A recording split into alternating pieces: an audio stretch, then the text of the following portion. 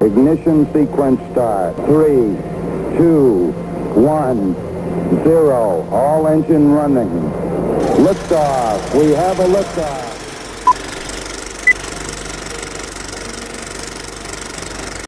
Today I'm here hoping to be able to interview Joey Wilder. He is the creator, inventor, founder, you name it. We have Joey Wilder, first time coming on the show. But at that moment, I had a choice to make. I either hit this while it's hot, while people are hyped up about it, or kind of let it simmer out. And I've been told by many great mentors that it's all about the timing of things. Yo. What is up, gentlemen? Happy Friday. I hope you are all well. I appreciate you guys for your patience. I was actually just moving here into the office. Some of you guys that are in here actually don't know, but I actually do have like multiple offices in this house. But this is the actual office. I was just enjoying working out at the table. And had you come to my house during that phase, like a good friend of mine did, you would have seen all of the podcast equipment set up just at the dinner table. And, shout out to this friend. We were hanging out. I was helping her with some like life things, things that you have to get in place when you move. And when you move from coast to coast, it is fundamentally much easier when you connect with someone that's local to that area to just get certain things done. Like water, electricity, like not the nuanced things like getting a new car, things like that. Because sometimes it really does come down to who you know and also what you know, compounded with that. I believe it's twofold. But guys, I'm super excited for multiple reasons. I'm super excited just because I choose to be. And that's not to say that I got an amazing sleep score. It's not to say that I've been like on my P's and Q's, although I have. But even on the inverse, when I'm not, guys, I'm not perfect. I'm not perfect. And I do not claim to be. I don't get great sleep all the time. I don't eat perfectly all the time. I don't always have great workouts. I don't always navigate conversations in a way that I can be proud of later on. I don't always do the thing that others may think is right. And guys, guess what? I fail a lot more often than I win. And that's the kicker. I believe that many individuals out there believe that you're going to win consistently, always, time and time again. And I'm not here to say you won't. But if we are always putting that as our expectation, as our MO, guys, life has this tendency to humble those.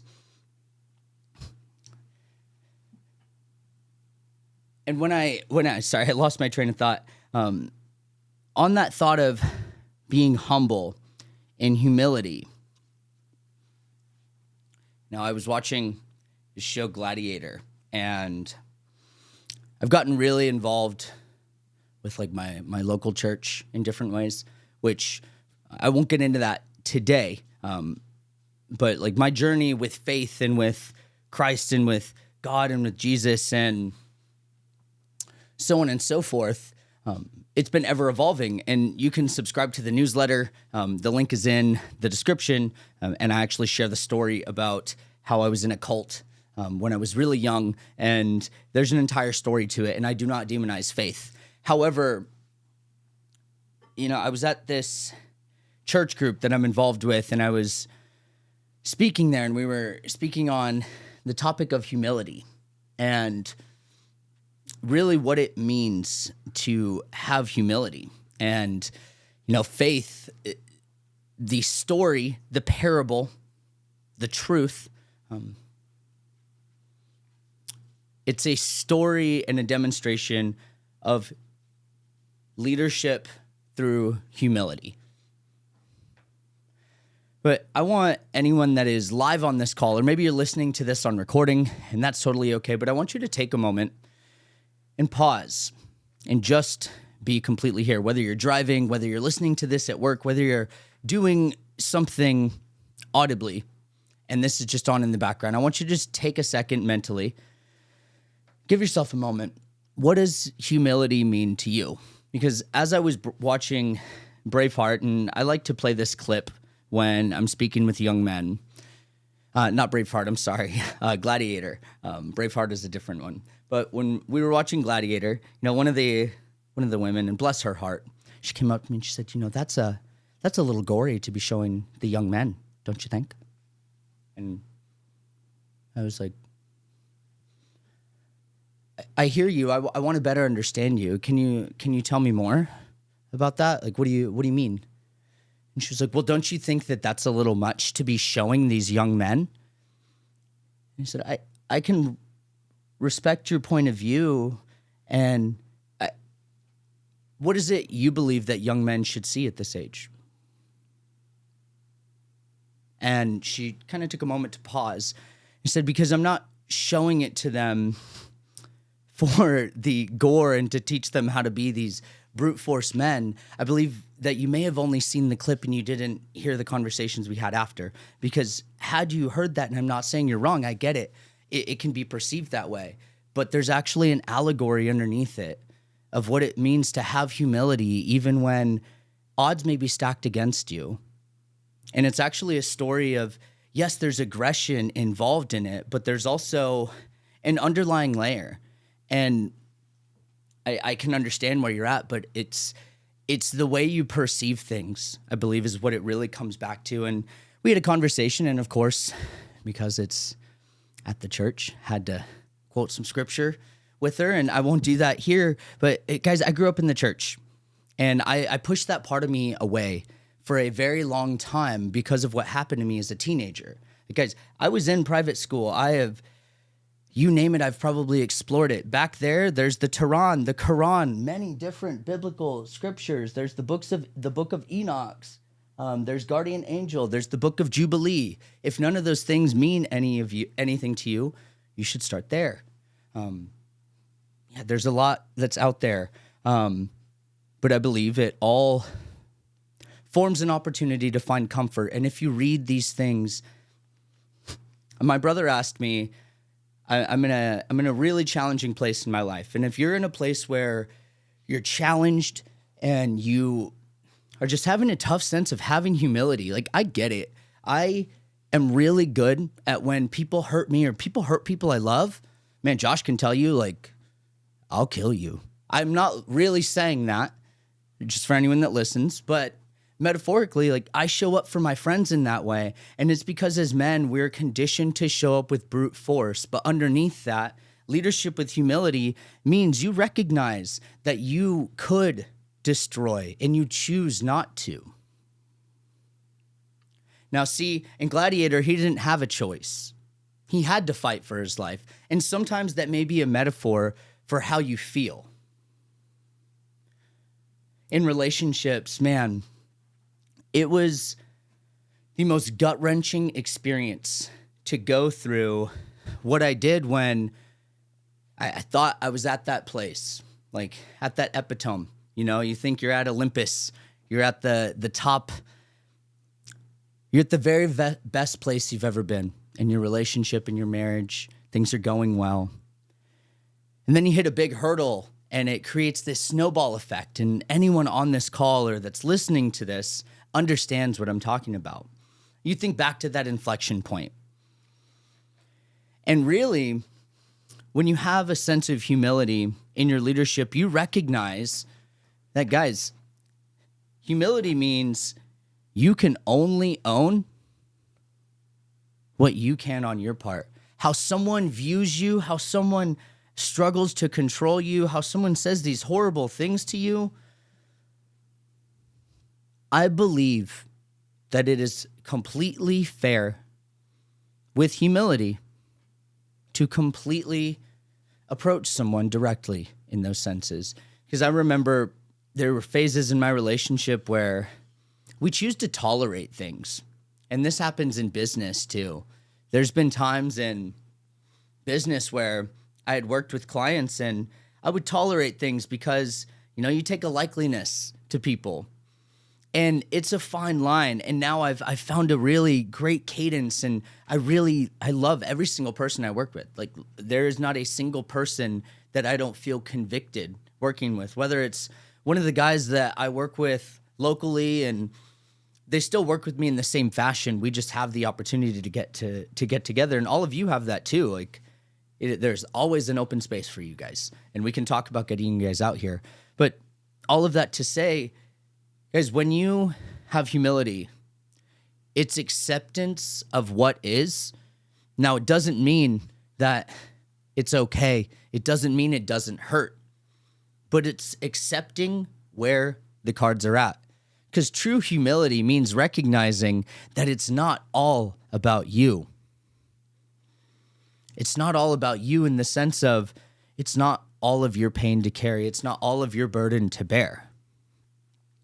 Because true humility means recognizing that everyone is also going to have an opinion about anything that happens in your life, good or bad. And oftentimes I have so much data, and I believe every single man has shared with me, I fear what others will say. My community, my church, my etc., my so on and so forth.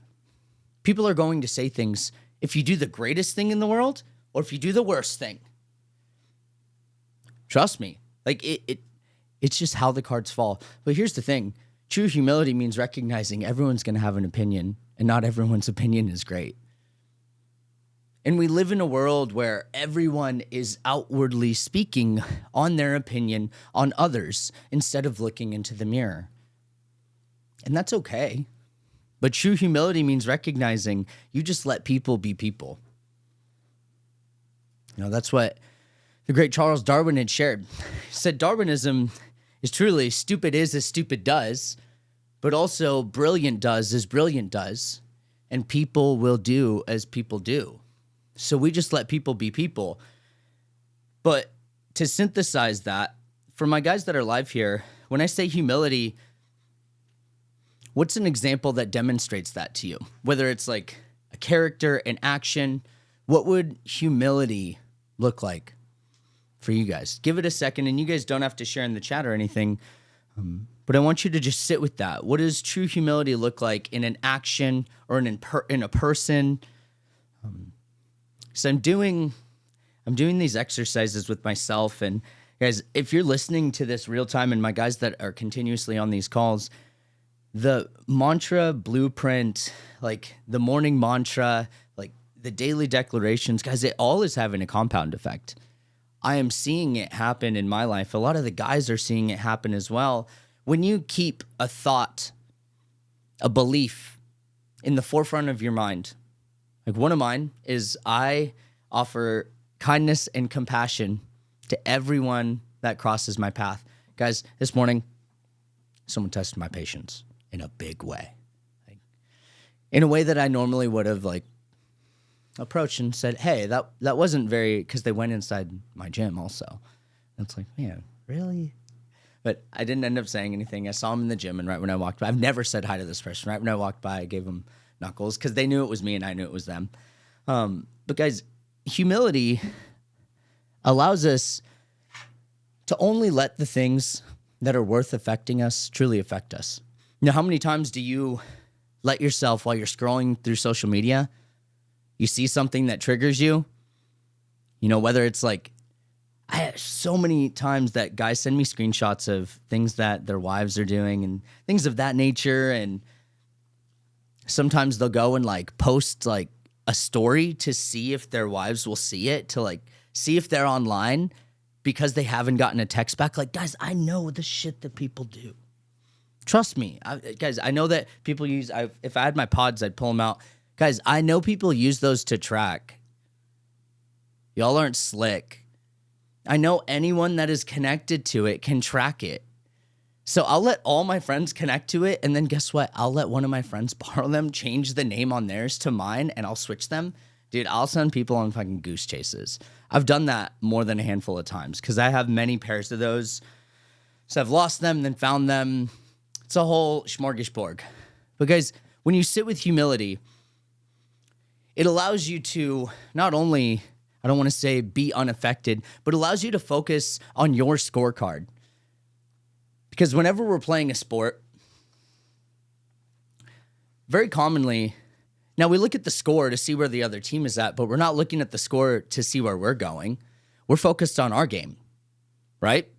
Anyone that plays a sport, we're not focused on the other team's game. We may be focused on their defense, but we're focused on our offense. And commonly, when we aren't leading with humility and we're operating from that place of chip on our shoulder, we're more focused on sticking it to them by way of our actions than just more focused on making our future greater, not to stick it to them, but to ensure that what is to come is greater than what was. That's what true humility is. Humility is ensuring that what is to come is greater than what was, and we don't need to stick it to someone. Karma will do that job. Karma will always come full circle. Guys, this is not fluff. It is not esoteric woo-woo. Like, all of this is in like script and text, and it is parallel between many different books. If you read, there are many parallels, and I'm not here to dive into any of that or go in that route. I'll do that on another type of podcast that I'll do later on, but I don't want to convolute it into this. But guys, true humility means allowing yourself to be more focused on what will come. Now, if what's happening right now, if the thing that is the biggest dogma in your life and you feel like you're in limbo and you feel like you're stuck and you just feel like you're unsure where to go, humility means understanding that what will come is greater than what was, but not if you don't take action. That's the thing. Is so commonly we believe that things are going to just work out. Things are just going to miraculously change, and they won't. They won't. I've been there many different times where I'll struggle to accept the reality that I'm in, and I'll overthink the same thing over and over and over and overanalyze the same detail that I did not overanalyze 1,000 times before, expecting myself to arrive at a different conclusion. You guys see what I'm getting at?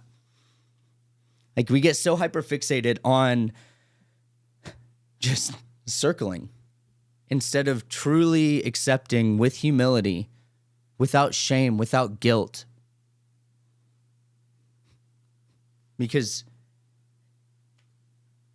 realistically, the guilt and the shame, it's going to get you caught up in a cycle. And without getting out of that cycle, guys, you'll just stay there. And that's realistically what limbo is.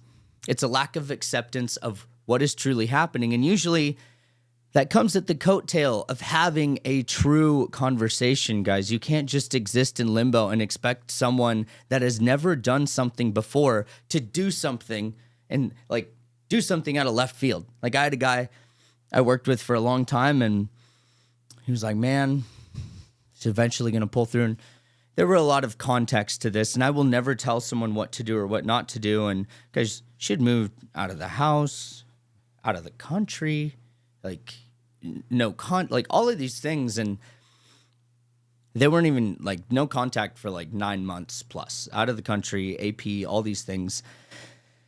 And you know, my heart hurt for him, and he came out here, and this is when I was in my other condo. He came out here, and you know, we stayed together, and the guy, he's doing better now than he was, and he eventually got contact from his now ex-wife. And realistically, at that point, he had done so much inner work on himself with humility because he was blaming himself. He felt like he had been so overbearing that it pushed her out. And realistically, he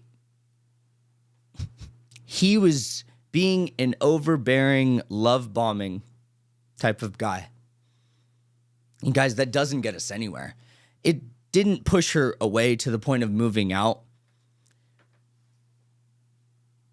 There were a lot of context. It had to do with mental health. But all of that to say, there was minimal contact. She ended up signing over rights to her kids, so on and so forth, because she had been gone for so long.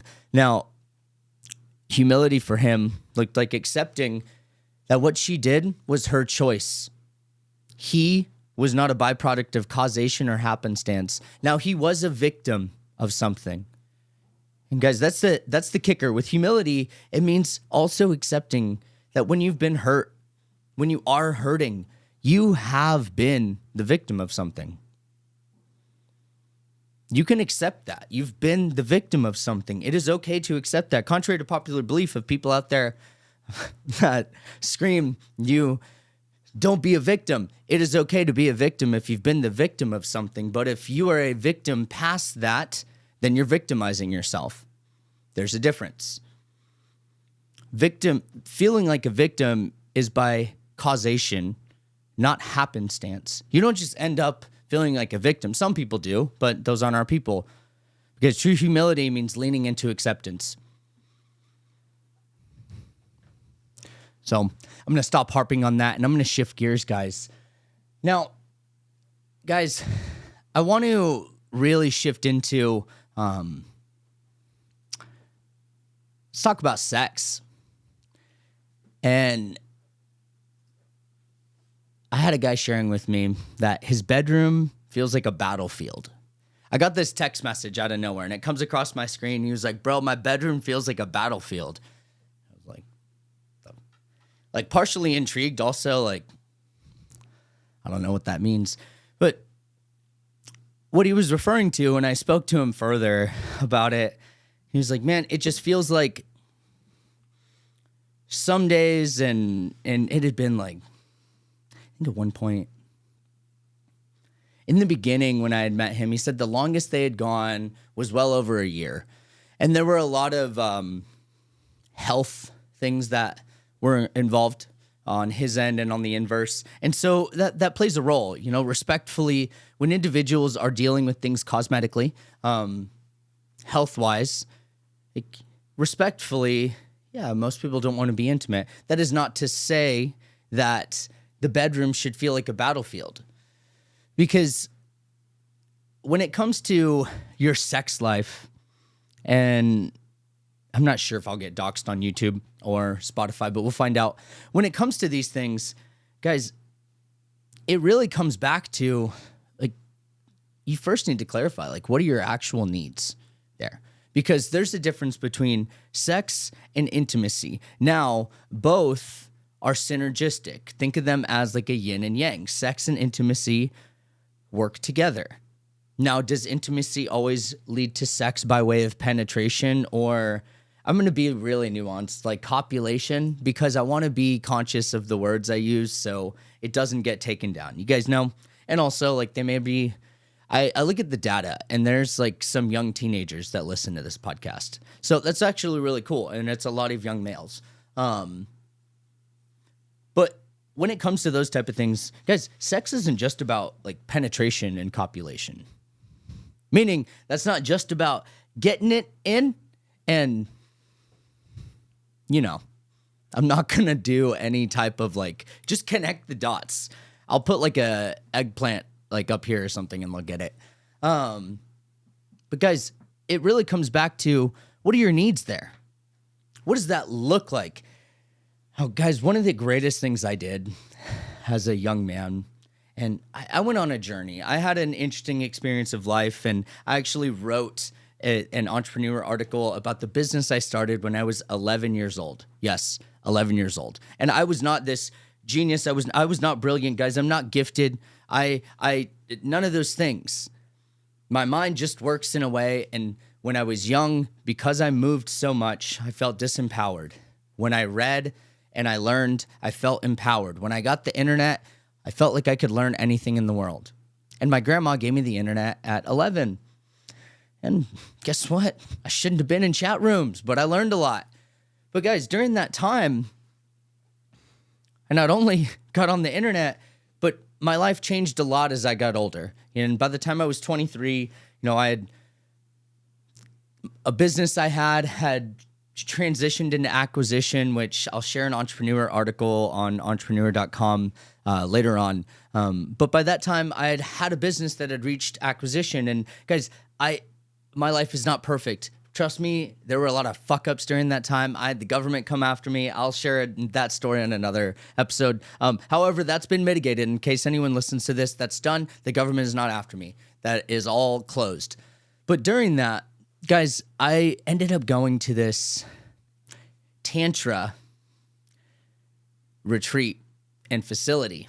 And it was Tantra and Tantric. And guys, there's different nuances of this. Now what I believe about it is different than what I believed then. However, I'm grateful that I had the experience, and it taught you a lot about sexual energy, I don't want to use the word fluidity, sexual exchange of energy with others.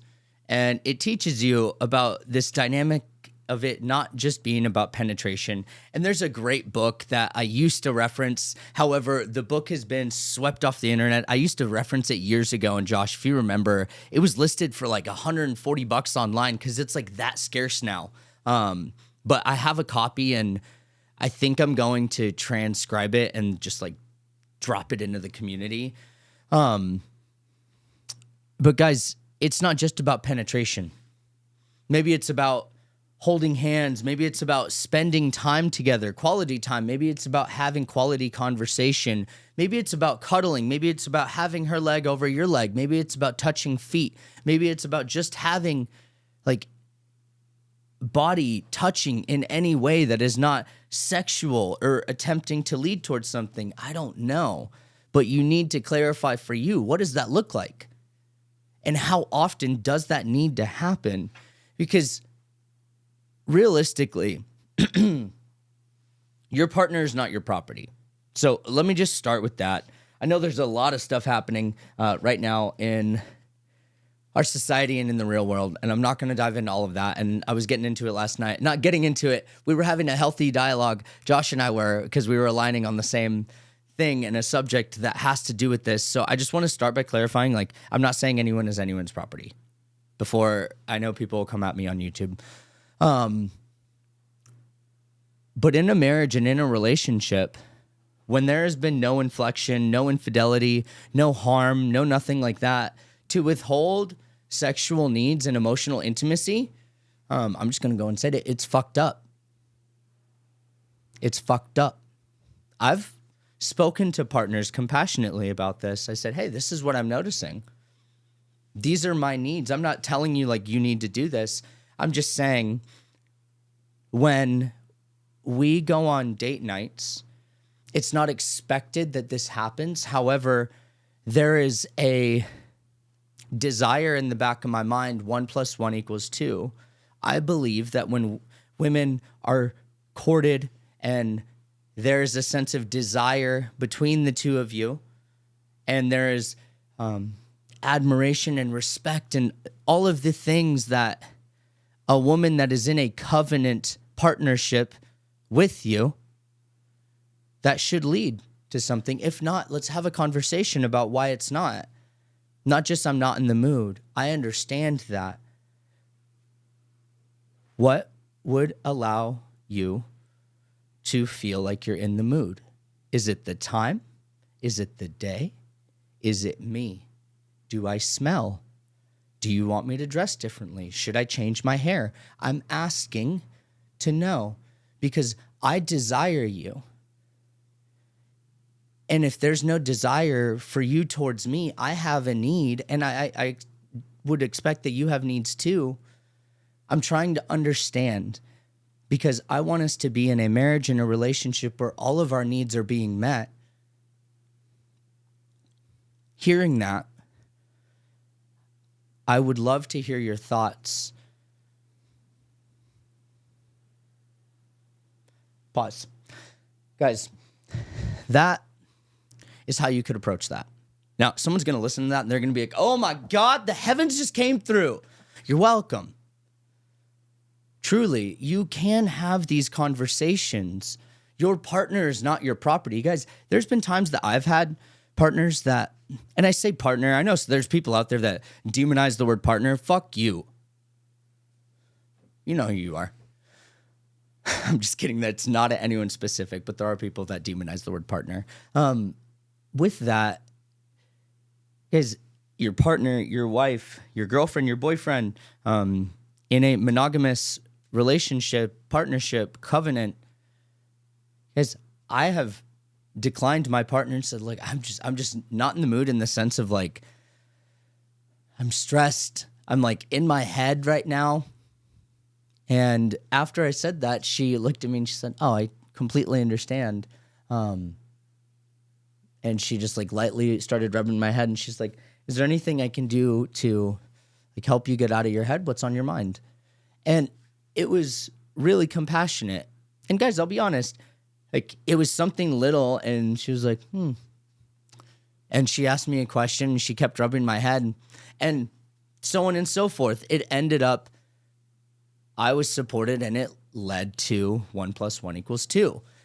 Guys, you can have dialogue in that sense. If your needs are not getting met and you're in a covenant, partnership, relationship, marriage, you can approach those, because emotional connection through intimacy doesn't mean penetration needs to happen then, but some form of connection is what is merited in a relationship and in a marriage. I don't understand how this is fundamentally tough for people to understand. I get it that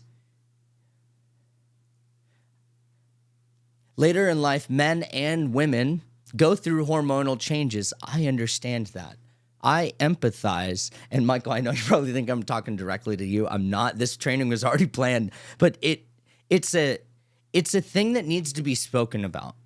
I have a friend who is an amazing woman who is going to come and speak with me at length about these things, because guys, there's so many things. It'll blow your mind, the data and research on the number of women that go off birth control and lose attraction to their partner. Because guess what?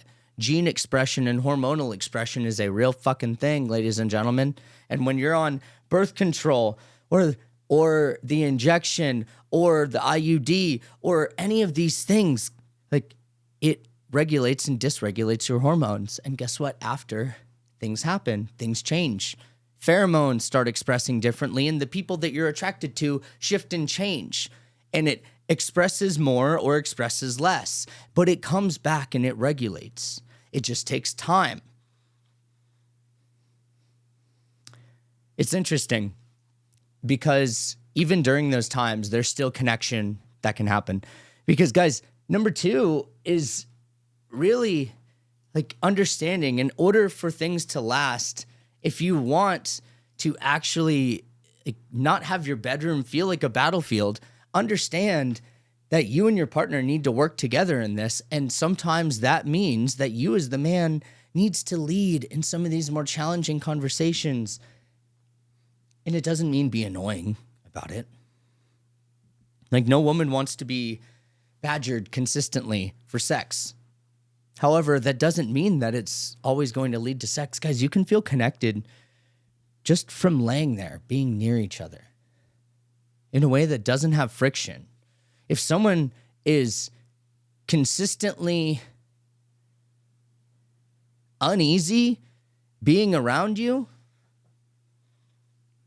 why are we together if you're uneasy when I'm around you? I've asked a woman that. I said, if it is so unpleasant, if I make you, it's so unpleasant for you when I'm around, what are we doing here? Because I just don't see the point of this. She's like, yeah, I don't either. I was like, okay. I release you from this relationship. I really do wish you the best, though, truly. Because, guys, how many times, and this is back then, in a marriage, it's not that easy. In a deep relationship, it is never that easy. And I'm not here to say it is.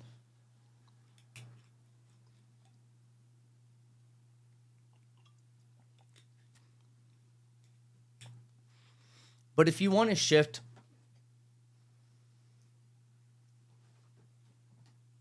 wow. Sorry, guys. I'm taking gum out. Bad idea to put gum in before. I just broke up into like 1,000 pieces, and I was about to have a slow, painful death on camera as I call out to like the guys that are on the call. Because if you want to get out of your bedroom feeling like a battlefield and just feeling like there's a proverbial ice wall in the middle of the bed, or maybe you're one of the guys that puts a pillow in the middle of the bed. Guys, I've done that. I've been like, stay on your side. because I was trained. I was in etiquette school. My grandma had me in a single bed until I was like in my late teens. And she used to tell me, Joseph, one day a woman is going to thank me for your bedroom etiquette because you'll stay on your side. You won't kick. You won't elbow. And guys, when I sleep, I stay on one side, one position, right on my back. But if you're not getting the sexual intimacy, because if you're not getting the sexual intimacy that you desire and your bedroom feels like a battlefield, your sex life and connection depends on these three things. Because if you don't have emotional connection, it's not going to lead to this. And that requires you to actually be forthright. You get to be forthright in these things, guys. Even if there's been some type of inflection point, if you're both still together and you're both still in this, like, eventually things need to change. And you have a say. You have a say. You're the man. I see this happen so commonly. I see this happen in the sense of sometimes we lose our manhood in relationships. I've been there. And it sucks because you struggle to get back there. And anytime you try, you just kind of get hit down. And most of the time they don't realize they're doing it. And here's why. It's because we operate in patterns. We're habitual beings. We do the same things in the same way. Most of the time. When we start to shake up the reality that someone is used to, naturally, our minds aren't wired for that. When we start changing the way things are, when we start approaching things, when we start calling someone forward for accountability, not in an unhealthy way, because having compassion is what's going to lead to that emotional connection. Now, compassion means also being forthright, asking the hard questions, the things that they're not ultimatum based. It's doing compassion with humility means doing what is best for both of you. It means loving someone enough and loving yourself even more to approach the thing that may have impending doom or impending resolve on the other end. Because guys, if you think life is short, you're not doing the right things. Now, I have a friend that I spoke to recently, and his wife passed away about a decade ago. And he's a bit older, and the guy's been very pivotal in my life, and I'm super grateful for him. And recently when I spoke to him, he had shared with me, like, he's saying goodbye. Like, he's in that phase of his life where he's starting to say goodbye to people, and the bittersweetness of getting older is everyone you care about is going to get older as well. It's kind of like my toddler getting taller or my brother getting bolder. It's like the bittersweetness. And the dichotomy of that is if we believe life is short, we're not doing the right things. That's what he shared with me. He said, I thought life was so short, and these last 10 years that his wife has been passed away. And he's like, these have been the longest 10 years of my life. I feel like this has been the longest phase of my life. And I just wasn't doing the right things. And man, it gave me so much to pause on. And I immediately, like, from that conversation, took assessment of my life. And I was like, where do I not have space for this? Like, where doesn't feel good? And guys, I started approaching things with more compassion because I love people enough, because I want others to have the same experience of life that I've had. And guys, I haven't had a great life. That's not what I'm saying. I say I want others to have the same experience of life in the sense of, if someone is connected with me, like, I want us both to thrive. I want you to have the relationship you desire. I want you to have the sex that you desire, because it's not going to come from just existing in the same ecosystem. sometimes when we have lost our manhood in our relationship, when we've lost the masculine frame, guys, sexual polarity means that she may be in her masculine frame. And guess what? We're trying to be there. Anytime there's challenge, she's going to meet you with challenge. And compassionate leadership means not standing to fight in the battle. It means diffusing this scenario, because that also leads to emotional connection. Guys, women crave a man that can lead, not a man that yells over. Not a man that yields. It's okay to say, no, this is not how it's going to be anymore, because I do not desire to exist in this. This is not a healthy relationship. This is not working for me.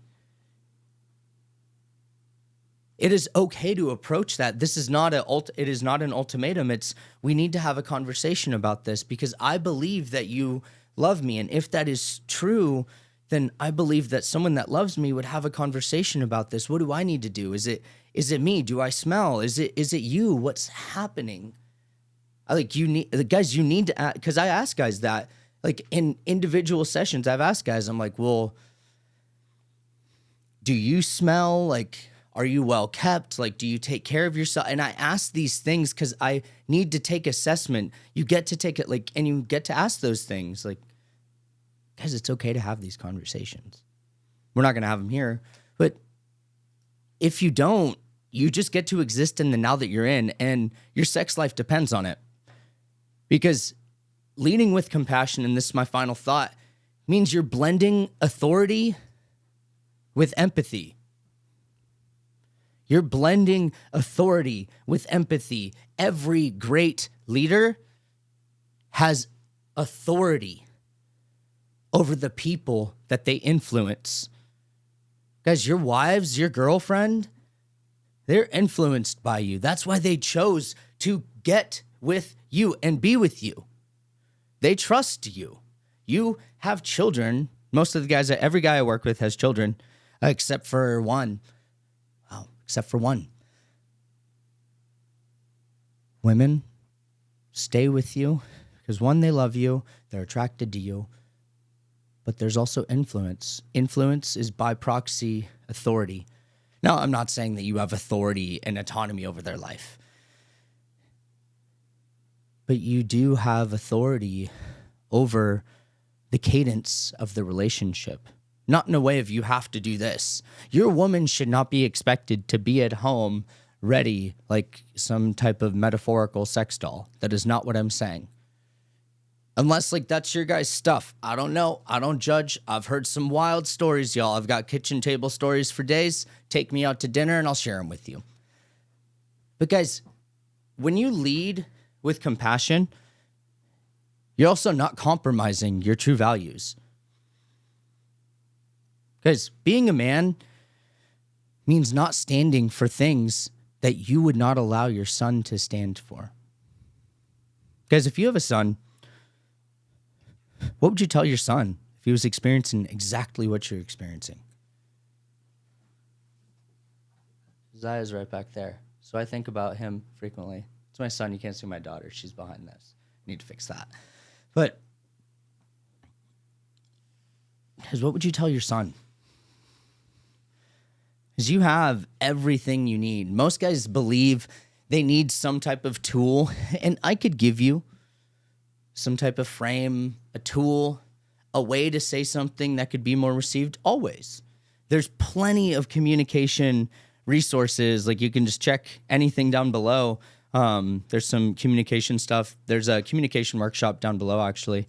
But guys, I could give you all types of frames. I could tell you the I feel statements. I could share all of that with you and teach you how to set a boundary and how to set the frame. And realistically, until you choose to step up and have that conversation, guys, you'll continue to exist in the now that you're in. Nothing is going to change from her end, and you shouldn't expect for it to. Because that's not leadership. That is her in her masculine. She's not going to come to you and just be like, hey, it's time things change. I'm ready. I'm done. I'm done throwing a fit. She's not your daughter. Like, that's what our daughters do, right? Like, okay, come get me when you're done throwing a fit. I'll be here. Dad, I'm sorry. It's like, guys, you know what I'm talking about. Your wife should not be expected to come and do that. If so, I don't know. If she calls you daddy, I have firm thoughts on individuals out there, but that's a conversation for another day. Gentlemen, your sex life depends on these three things. Truly, I've spoken with guys that, and guys, my heart hurts for you. Truly, I've been there. I've been in a relationship where the sex was completely non-existent. And I tolerated it for over a year. In my early 20s. I am not demonizing her. We're friends. I recognize my shortcomings, but also she cheated. She'll listen to this. She cheated, and she owned it later on. But guys, if you're not having the sex you desire, if you're not having emotional connection, guys, it can be as little as holding hands. If you're not holding hands and you're not getting anything close to that, like, send me a message. Like, let's talk, because something needs to change. Because if nothing's changing and nothing changes, then guys, guess what? Nothing is going to change. You're going to continue to exist, and you can take action. You truly can, because you still have authority and dominion over this relationship. You still do. You are the man.